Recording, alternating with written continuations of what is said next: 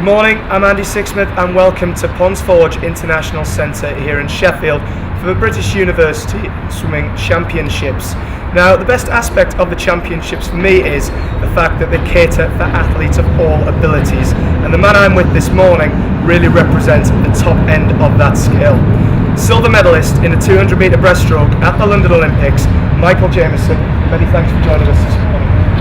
First and foremost, Michael, how has your life changed since that day in August?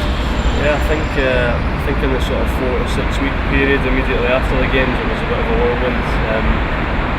Kind of doing things like this, the media aspect, and attending events and functions, which was all good fun. But it's kind of back to training now, and I think the good thing about swimming is that we have an event to aim for every 12 months, and we've got the World Championships next summer. So that's kind of been good to have that kind of motivation and that there, I guess, 'cause it's been quite easy to get back into the swimming training. Sure. And one thing I have noticed really that has changed about your life is you've gone on Twitter from having over 40 followers to over now 40,000. With all the recent abuse of athletes over Twitter, including Tom Daly most recently, what are your experiences of the social media site? No, it's been great for me. I mean, it's all good fun. I think people just have to kind of remember that it's all kind of light-hearted, and of course there are going to be people that give you a stick and a bit of abuse here and there, but I think that's all kind of part and parcel of it with the profile that kind of comes with it. But no, it's been great fun, and I think it's a great way just to interact with so many different people, and I think for me, I've kind of been doing a lot of work in the pool with younger kids and stuff the last few months, and it's an easy way for them to kind of get in touch, and it's been all positive for me. Excellent. Well, one of the most memorable moments for me of the London Olympics was you almost producing that memorable comeback on the 200 metres. But what was going through your mind when you were chasing down Daniel Jurta over that last 25 metres? I think it wasn't until that kind of last 25 where I thought I had a chance of winning it. So I'm absolutely delighted with the silver. The target was always to get on the podium, and I was delighted with the time as well. And I think over the next 12 months I need to find some more aspects that I can improve on.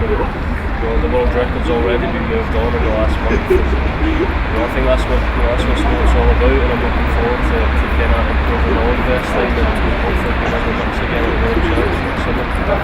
You've enjoyed a huge rise to prominence, especially over the last 2 or 3 years now. You're 5th in the World Championships last year. You've obviously broken the British record 3 consecutive times to win that silver at London 2012. What are the main reasons behind that success? I think it's been a process that's gone on a lot longer than the last couple of years. It's really been the last 7 or 8 where the Olympic Games was a major target, and I think in the last couple of years it's just I've kind of seen the improvements from the work that's gone beforehand. But I think I always kind of targeted this year. I always had a time in my head that I thought I was capable of doing. I managed to get there in the summer, which was great, but as I said, I need to kind of find aspects to improve on now and to try and swim faster next year. We're competing at the British Championships this weekend. You're here at the University of Bath. How's the weekend going for you so far? Yeah, it's been great. It's good fun. It's one of my favourite weeks of the year. It's just such a relaxed atmosphere, and I meet so many different people here as well each year, and it's all good fun. It's the first race of the season as well, so it's good to see what kind of shape I'm in. And I swam the 200 breast last night in a time that was faster than this time last year, so that's positive, and I've got a few finals again tonight, and hopefully get some more points on the board for Bath. I've touched upon it briefly there, but Brooks really caters for athletes of all abilities. How integral a part do you think that an event like this can play in that continuance of the Olympic legacy of participation?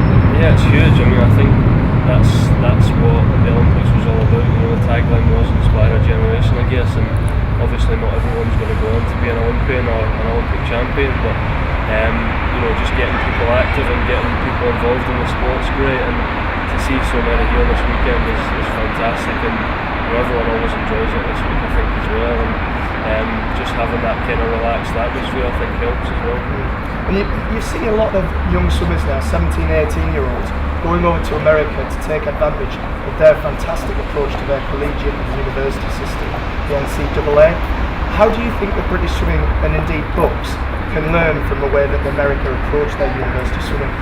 Well, I think the sort of late teens is always going to be the stage where there's more of a dropout in the sport, and that kind of covers a huge multitude of things. Obviously, when people go to university, they have to focus on their studies and academic work, and as I mentioned before, not everyone's going to be an Olympic medalist or an Olympic champion or whatever. So, I think it's just a choice, and the aim for us, I guess, is just to try and minimise those levels of dropout really, and keep more people in the sport, because I didn't make my first international team until I was 20, and my first medal until I was 22. So I think in the UK, we are physiologically a bit of a smaller nation as well. I think you have to keep that in mind, because we tend to develop a lot later than some of the other nations, and some of those late teens that are in that sort of transition stage, I would just say kind of stick it out for a few years, and I guess like here the main thing is that everyone's enjoying it, and if you're enjoying it then you'll keep doing it. So. Yeah, I mean, British swimming unfortunately swimming in general was one of the sports that had their funding cut following London 2012. How do you view the state of the sport in this country right now? Well, I think it's in a good place. Obviously we'd like to have got more medals on the board at the Olympic Games, and performances are, for people who are involved heavily within the sport, it goes beyond just the medal count, and we did have more finalists than we ever had done, and that's a huge step forward. I think there was obviously just too many finishes between 5th and 8th place, and I think overall the team has improved a great deal in the last sort of 4 to 6 years, and I think over the next few seasons we just have to make sure that we get people hitting that time board and podium places. Yeah. Michael, you've accomplished quite a lot already in this sport. You're still on the 24. What's next on the agenda for you? I've got a few aims in the next 12 months. So the World Short Course is in about 6 weeks time, and then next year I've got the British Champs in Eastern. Hopefully I can get my name on the team for the World Champs, which is next summer. I think from now on I'm in this sport to win medals, and I think if that isn't the case, then it'll probably be viewed as a disappointment now, given what happened in the summer. But I think kind of dealing with that pressure is another area that I need to work on and learn how to do. But I'm definitely hoping to be in the mix and winning more medals over the next year. We do hope so, Michael. It's been an absolute pleasure chatting with you this morning. Thanks for your time. We wish you all the best of the luck for this weekend and for the rest of the season. This is Andy Sixsmith reporting for SportsByte.